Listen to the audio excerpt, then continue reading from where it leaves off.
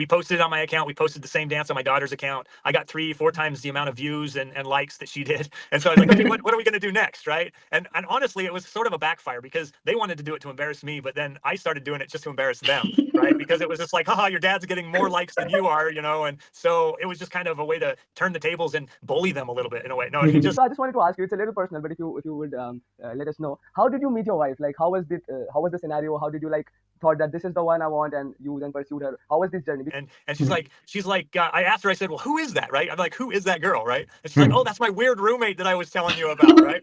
And I'm like, okay, whatever. She's not very weird because I thought she's hot. Right. So that's kind of the first time we met. And then we just started hanging out at like going to dances and bade shaheru me aisi choti moti bate hoti hete hai. Okay, here we go. I looked out the window and what did I see? Popcorn popping on the apricot tree. Spring has brought me such a nice surprise. Popcorn popping right before my eyes.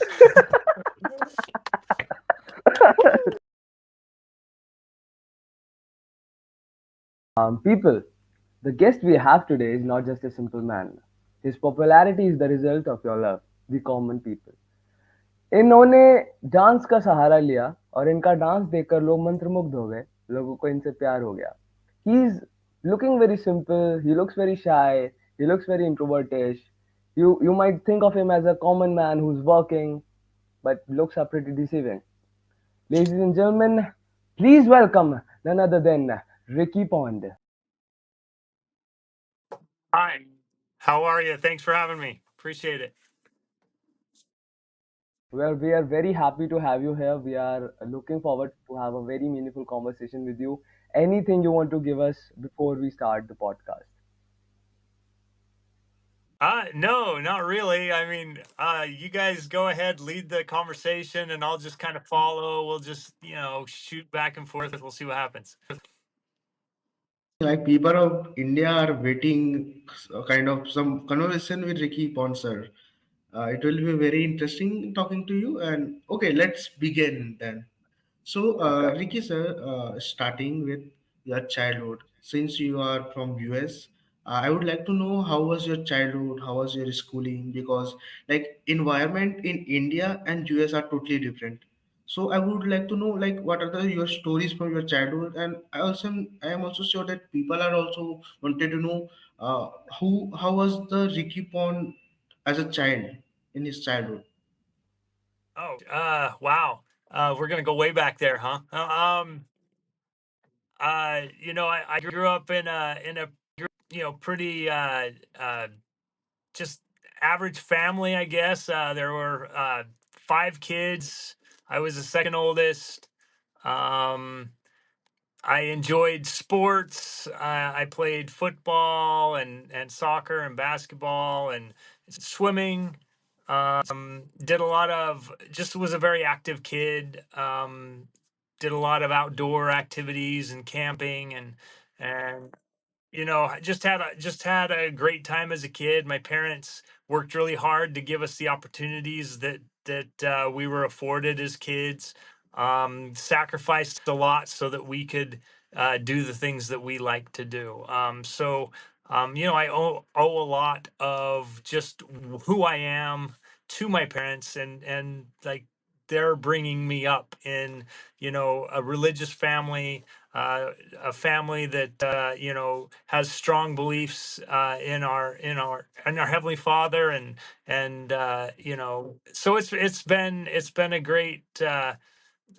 I don't know. I guess my childhood from schooling to now. I mean, I started dancing when I was young. My mom signed me up for my sisters were taking dance classes, and then they started clogging. Clogging is a form of tap dance. And so I signed up when I was 8, and I started doing dance classes and dancing when I was 8. Danced all the way through high school and into college, and was on a college dance team, and just had a lot of fun. Do you have any stories which is related to your dancing journey? Like how you told us like how you started your dancing, how your sister connected you to dancing. Like Then after, how was your journey into that? Like, did you participated in any reality shows or any big events and contributed in any dancing clubs? So, do you have any stories in that? You know, we grew up as far as my clogging goes. We competed in competitions all around, Utah and Idaho, Nevada. Um, it's kind of about as far as I got in competing in clogging, right? But my brother and I, we would compete, duet together.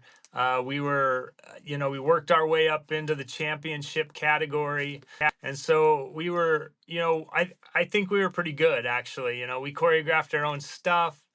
And then of course I started dancing in college, was on a dance team. We toured Germany and Budapest, Hungary, went to a folk dance festival there.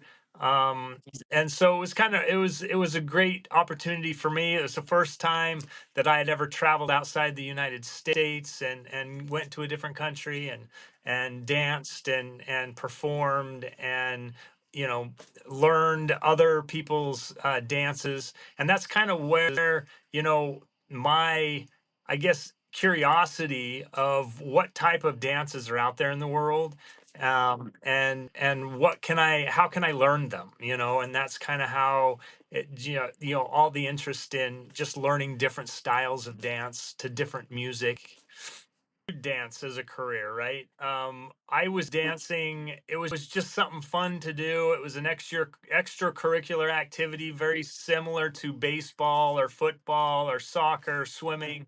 It was just something else that I did. My parents tried to keep us really busy as a children so that we would stay out of trouble, that we would just, we would have things to do, that we would, fill our time with learning something productive than to do something that was unproductive and get ourselves into trouble. So, dance was just another one of those things. Most people that decided to do dance as a career were the girls that I grew up with that maybe decided they were going to open up a dance studio, or follow their moms and teach their dance studio, that type of thing. So.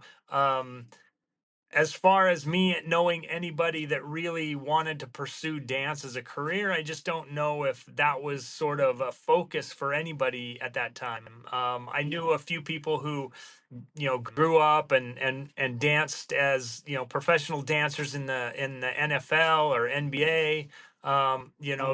They were dancing there, but I don't know if that was a goal of theirs or if it just sort of opened up opportunities after school and stuff like that. So, um, yeah, I mean, I always thought one day I might open a dance studio. It just kind of never happened. I uh, got married and had a family, started my career, and dancing kind of took a back seat to everything. So it was definitely not something. And now I still do a 40-hour a week job. I mean, I'm a graphic designer. I come home and then I learn a dance and post it on social media. So I am an average. I mean, I am an ordinary guy. I mean, you mentioned, hey, he looks like an ordinary guy, but I'm deceiving. But I am. I really am kind of just an ordinary guy. I'd like to ask you one thing. Since you have seen your childhood from 70s and 80s, how difficult would you say the today marketplace is in terms of making money, in terms of getting a job, getting in college, and what about the dating culture? Because at that time I think it was more about courting, it was more about chivalry. You open the car door for the girl, you ask her out, you have to face the fear of rejection, you have to show your face, and if she says no, you will not talk to her ever again. You like, when you see those Hollywood movies, you're like, okay, the guy is trying and trying and trying, and then suddenly the girl is like, okay, I want him. But now today, when you see things, there are many things like one night stands or flings, situationships, all those different things. And I know that this might be a little uncomfortable for you, but I need your point of view, because you are a parent yourself, and your kids are going through this stage. So what are your views on this? No, you're 100% right. Growing up and when I was dating, it was face to face. There, there were no cell phones. There was no internet. There was no, there wasn't email. There wasn't social media back there. I mean, um, I think I was in college when email happened, and when the internet kind of came out and it was all on dial-up modems, and you guys don't know what that is, but it like took forever to come on, and sometimes it worked, sometimes it didn't, and so but dating was different back then. You learned to deal with rejection. You learn to be persistent. Somebody said no, but you really liked her, so you kind of kept asking, and you tried to be her friend, and then you tried to kind of show her that, hey, I'm a good guy, a good catch or whatever. But um today it's so easy for kids just to hide behind the computer screen or hide behind some kind of they're showing images of themselves that's not really them. People get to know people without really getting to know them, right? And so I think the dating situation is a lot harder. I have my two oldest kids have both gotten married in the last year. But they both met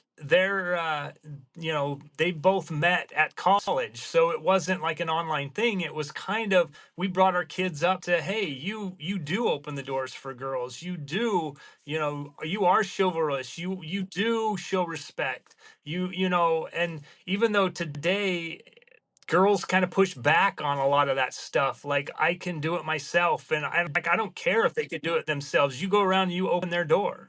You don't get in the car until you open the door for her. Or if somebody's coming into the store behind you, you stand there and you hold the door open for them. And it was things that I was taught as a kid that I felt like it was important to continue to teach my kids, and I continued to do that. And like I said, none of my kids met their spouses. My two oldest didn't meet their husband and wife. They didn't meet them by going online. They met them by meeting them in person and dating, and kind of doing the same thing I did, because that's sort of how we told them, this is the way you need to do it. You get to know people better that way. You get to put your phones down when you're with them. you know they need to be the most important thing in the room, and just that's how you need to treat them, because if you're just sitting across from the table and you're both on your phones, you're never going to know anything about each other. So those are, I mean, there's big changes of what's going, like how people meet today and how people met back in the day, back when I was a kid. But it doesn't have to be different. I think you just have to make a bigger effort to now today the world is open to you guys, right? I mean, you can meet people that are everywhere. But we met people that were within the same town, within the same, we really, or the same school we went to. It was really hard to meet people from other states because the internet wasn't there unless you went to college and they came from another state. And that's kind of how you met people from other states. So um no, I'm in the camp of, you're going to marry you're going to marry the people that you date. So, you've got to date to find out what characteristics you like about people, what you don't. I think today kids get a little too intimate too quick. I think they just need to learn to get to know each other before they take it to that next level, because it's just, it gets too emotionally involved there. And I think that you know, you have to get to know each other if you're going to have a relationship that's going to work. You're saying that you were a good kid and you were always drawing, and then you say you were dancing with a lot of women who were going to open up their dance studio, and you were like traveling a lot to Hungary, to France, to Budapest. Like, you, if I don't think it would be wrong to say that you were a ladies' man to some extent. You are saying that you were chivalrous. No, I think that. So I just wanted to ask you, it's a little personal, but if you would let us know, how did you meet your wife? Like, how was the scenario? How did you like thought that this is the one I want, and you then pursued her? How was this journey? Because we people are, I'd say that we are kind of hopeless romantic, and we really need some people who give us motivation that yes, it's possible. So I would like you to give me the whole journey from where it started to like how you actually ended up marrying your wife. This is small. Oh, sure. This is Yeah. small. We met. My wife and I, we met when we started college. When we were freshmen in college, we met at a school dance. Her roommate was on the dance team with me, the college dance team with me, and her roommate had a crush on me. Right. So we met. I met through her roommate. Okay. We would go to dances together. She would always, well, actually, she would always tell me about this weird roommate she had that would go to bed super early and it was just weird, right? And I'm like, okay, I was just listening to her and stuff. And she asked me out on a girl's choice dance date. And, and so we went to this dance together, and that was the first time that I had ever seen my wife, because she was at the dance, but she was with somebody else, right? Well, I went to go get us some punch at the punch table, and my wife walks up behind me and she's like, "Oh, so you're Ricky." And I turn around and I was just kind of blown away. I was just like saw her and I was just like, "Wow," you know. And so I was talking to her for a little bit, and then I went back and gave the punch back to my date, her roommate who I was with, right? And I asked her, I said, "Well, who is that?" Right? I'm like, "Who is that girl?" Right? And she's like, "Oh, that's my weird roommate that I was telling you about," right? And I'm like, okay, whatever. She's not very weird because I thought she's hot, right? So um, that's kind of the first time we met, and then we just started hanging out at like going to dances and things like that at school, and nothing really happened until it was Christmas break. We went home for Christmas. I was with my family. I was in Utah. She was in Washington. So we were about, 10, 12 hours away from each other. And, and all of a sudden, my sister came in with the phone, and she's like, "Hey, Ricky, there's a Roxanne on the phone for you." And I was like, "Who?" I was in family mode, right? I wasn't back in school, so I had no idea who she was talking about. And I was like, okay. And so I grabbed the phone, I'm like, "Hello." And as soon as I heard her voice, I knew exactly who it was, right? So we started talking, and we probably talked about 4 hours or so that day. And then we called back again, like, and it was long distance back then. We didn't have cell phones, and so you paid long distance fees and things like that. So we were on the phone for like 4 hours. I don't know how much that call cost, but we talked about everything. It wasn't like there was a silent time. There was a silent moment on the phone. We just talked and got to know each other. Christmas Eve, we called each other again. We talked for probably another 4 hours straight, just talking. And then when we got back to school, that's kind of when we talked, and that's when I asked her out on the first date, and that's when and then it just kind of went from there. So my wife was the second girl that I ever kissed. And so it was one of those things. I was 22, she was 19. And so it was kind of like it was just um, yeah, we were both young, and then we were married about 6 months later. So it kind of happened quick. So I got married at age 22. She was 19, and Okay. yeah. So she was Wow. young. I was a little older, but it's worked out. I'm 50 now, and she's 45, 44, 46, 46. See, 47. my math is 47. horrible. Yeah. So she's He's she's like 47. 4 years younger. So, Yeah. um, things have worked out great. We have four kids. So yeah, life has been great. Let's talk about your journey in TikTok. Like your kids created a TikTok account and you started like dancing and your videos got viral. Not in just US, also in India. So how was your reaction to that chain of events? It was I didn't understand it, to be honest. I mean, we were just having fun. My kids, it was COVID. COVID happened, and the kids said, "Hey, Dad, let's make a dance video," because at that time, kids were putting their parents on just to so people could make fun of them and laugh, and they were going viral, and so they knew I danced, and they were like, "Hey, Dad, come do a dance with us." And I turned them down a couple of times. I'm like, "No, that's stupid. I'm not going to waste my time on there. You guys spend way too much time on that app. I'm not gonna, go and dance on this thing." And so I turned them down. They left. They came back like 20 minutes later and they said, "Come on, Dad, you got to do a dance with us." I said, "No."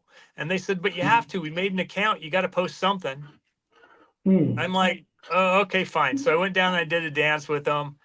Um, I we posted it on my account. We posted the same dance on my daughter's account. I got 3, 4 times the amount of views and likes that she did.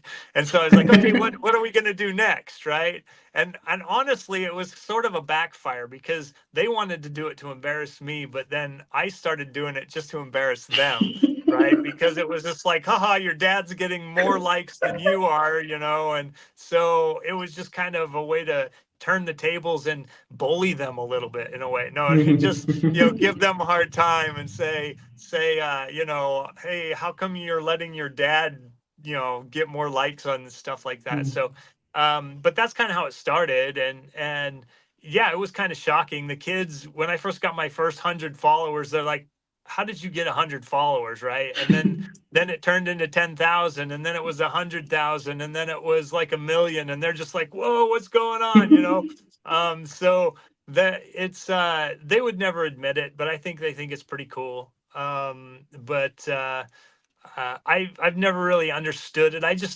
It was never about the followers. It was never about the likes. It was never about any of that. The views. It was just about having fun with my kids and dancing. I've always enjoyed dancing, so it was just kind of my way to sort of disconnect from the stresses of the day, learn a dance, post it, and forget about it, turn it off, and go and do the other things that I needed to do. So it was just kind of a fun thing for me to do and to learn dances and to just be a little more active. So, Ricky sir, you started also making the dance videos on Bollywood songs and in for India. So, how was like it was whose idea? Like how you got the idea to let's make a dance video on Hollywood or a Hindi song because you totally don't understand what the song is about and what they are singing in the song. So, what was the idea about that? Yeah, I don't understand a word of any of the songs that I sing from other or dance to with other countries. I the beat. I understand the beat, and I just dance, right. I learn by watching other people, so I learn the steps by watching other people do the dances, and then I do the dances myself. And but how I got into it was somebody just requested it one day. They said, "Hey, I'd been doing some African dances. I'd been doing some dances from Nepal. I'd been doing some dances from other parts of the world." And somebody said, "Hey, do this Bollywood dance." And we're like, "Okay." So it was just kind of it was a request. Somebody said, "Try this one." And so we did. And then somebody threw another one at us and we said, "Okay, we'll try that one." And that's just kind of how it built. It was just like we weren't we were trying to be super respectful. We didn't want to, make it like we were trying to make fun of it or anything. We were trying to do the best we could and just have a lot of fun dancing. And that's just kind of how it's been. So Ricky, you also dance with Madhuri Dixit. um they came on the like her managers or whoever it was, right, came on the screen, and they're like, "Now don't be nervous." And I'm like, "Okay, like why would I be nervous? I mean, I'm just meeting some lady that we're gonna talk. I mean, it's kind of like us, meeting and just talking, and she gets on and she gets on and she's like, "Hey, so how are you?" And I'm like, "Good, good." I'm like, "How are you? So tell me a little bit about yourself. What do you do?" And she's all like, "Well, you know." And so she like just kind of says, "Well, I'm in some movies and this, that, and the other." And I'm like, "Oh, that's great," you know. And we just start talking like normal people would talk. And I don't know if she was offended that I didn't know who she was, or she kind of felt it refreshing because I wasn't like a super fan, right? Because I she was super sweet, she was very nice, had a great time, and she didn't make me feel like you're an idiot because you don't know how big I am. But it was like me if Michael Jackson was on the other side, right? And I was just like, wow, because I grew up just idolizing the guy, right? And but I had no idea how big she was until after I got off, and I actually then went and did my homework. I was like, oh, she's kind of a big deal, and She was back in the day in the late 90s and the 2000s, I guess. I guess if I'm right, she was the heart. She was the heart throb. People, young men used to die. Like they would literally lay on the ground and let her walk all over them. So she was like, she had that peak of like fame, and she was one of the biggest heroines. Right now, even now, like when even if she's in a movie, people are like, okay, I've gotta see this movie because Madhuri is in this, and she's a great dancer. She's actually trained in Kathak, I guess, by Birju Maharaj ji, and she's a very gifted dancer. She's a very gifted actress as well, and she many people who have met her, I've talked to them in person, they said that she is very very nice. And I think she felt refreshing because many a times when you are such a big personality in your country, you get used to when people are like, oh my god, it's Madhuri, it's Madhuri, it's Madhuri. But when you were like, hey, tell me something about yourself, so she was like, okay, he's treating me like just a normal human being, because that's who we are. We are just human beings, and we just want to talk and like not be put on a pedestal all the time. So I think that was good. Yeah, yeah. yeah, so that was it was super cool. And then she's like, okay, and then they're like, okay, so we got to do this dance now. And so she gets up and she kind of teaches me really quick. And then she's like, okay, you ready? And I'm like, yeah, let's do this. And then so they put the music on and we're doing her dance, right? And I butchered it really bad. You can go back and watch it, but I butchered it horribly bad. And I wish I had a second chance because eventually I'm hoping to get over to India so that we can maybe do it for real and be like, okay, Marjorie, we're going to do this for real this time, Yeah.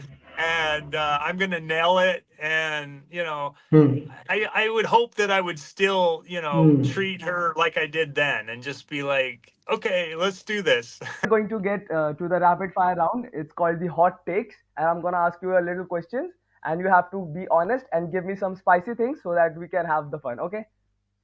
Are you ready? All right. Sure, Are you ready? All right. I'm ready.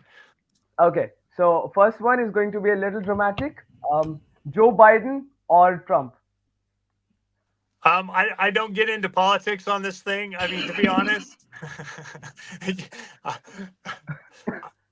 Trump all the way. That let's go, let's go. All right, that's my man. All right, the second one. Are you against or are you in the support of the gender wars or the pronouns? The thing is going on. I am he, I him, think they, it's I them. think it's a bunch of garbage. Yes, that's what I wanted to hear. Okay, Indian food or American food? Any food. I just like food. Um, I enjoy Indian food, and I Okay, enjoy. I haven't had too much authentic Indian food, so I don't know. Right, so I've been to a few restaurants, but I like it. all right. Okay, one more question I'm going to ask you is going to be a little dramatic. I would like to ask you, since you have a million followers already, have you ever been contacted by the Illuminati? No, You haven't been contacted by the Illuminati yet. not that I know of. Oh, okay. So, if you get contacted, please give them my ID. I would Sure. like to talk to them. Okay, Okay. second. Restart your life. Would you do it at the exact same way you did? Yes, because I wouldn't want to change my family. Like the family relationships that I have, I wouldn't want to change it. That's what I wanted to hear, Yeah. Ricky. You have been a Hmm. wonderful guest. The way you have told us things, the way you have given us your aspects on family, the way you have Hmm. told us about your working life, the way you have told us that money is not everything and you have to have personal relationships with your family, the way you have said Trump all the way. Well, I'm not in the United States of America, so FBI, I am not in any way doing any Hmm. conspiracy. Thank you very much. Um, Hmm. Thank you very much for joining us, Ricky. Hmm. I would like Tanish to have the last Hmm. comments, and then we'll Hmm. ask you to have the Hmm. last comment, and then we'll end it. Thank you. Or Or maybe he else, can just say something in Hindi. No, he can just say uh, something in Hindi. yeah, Ah. namaste. That's about all I know. Namaste. Namaste. Okay, Ricky. The last thing we would like you to say something in Hindi. Bade bade शहरों में ऐसी छोटी मोटी बातें होती रहते हैं रिश्ते में तू हम तुम्हारे बाप लेते हैं नाम है शहन शाह एक बार जो मैंने कमिटमेंट कर दी तो मैं अब में आपकी दी नहीं सुनता. Can you sing for us a little bit, please? Because we have seen you dance. We would like you to sing something for us, please. Oh, I don't even know a song. You're asking the wrong pond. That's Dallin's gig when he sings. What do you want me to sing? Let's see. Oh, see, you're putting me on the spot and I can't even think of a song.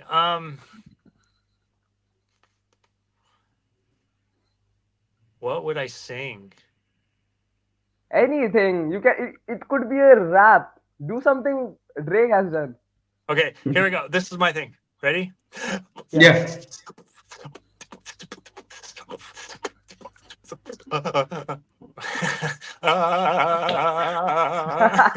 So here we go. Oh my god. Hmm. Okay, here we go. I looked out the window and what did I see? Popcorn popping on the apricot tree. Spring has brought me such a nice surprise. Popcorn popping right before my eyes.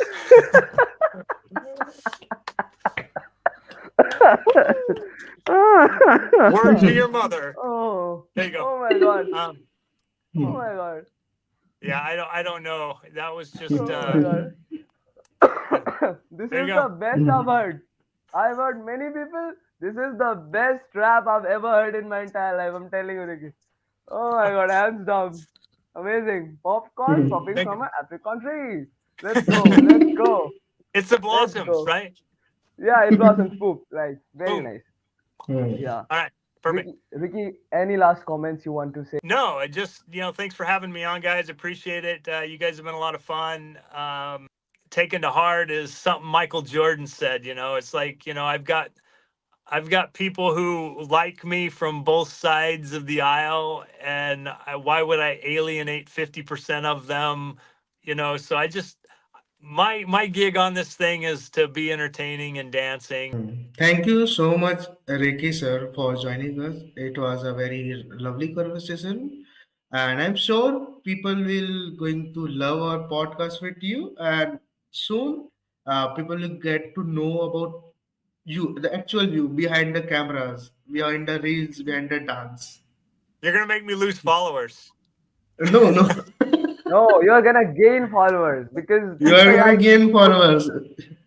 Yeah. Ah. You've been very That's all real, right. Ricky, and we loved it. You have been very real Hmm. with us. You have had no curtains. You have been very transparent, and we loved it. We respect you so much for giving us your time. You are so much older than us, and yet you treated us like your friends. We are very thankful. Thank you so much. Hmm. Thank you for having Hmm. me, guys. Hmm. I appreciate it. सब करना चाहते हैं सिर्फ fight it doesn't matter कि who's right खुद पे focus है बहुत दूर बेकार के लोगों में खड़ा करते nights baby girl I just wanna level up baby girl I just wanna lift me up baby I'm never gonna give it up cause I'm leveling up cause I'm leveling up cause I'm leveling up cause I'm leveling up yeah okay दो लौंडों से दुनिया है हिलती इतनी सी बात से लोग चलते खुद खुद पर काम करना बिल्कुल नहीं दूसरों को की कामयाबी खिलते I don't really wanna say it loud I don't really wanna be in the crowd I don't really wanna just shout but अपनी आवाज को करना है loud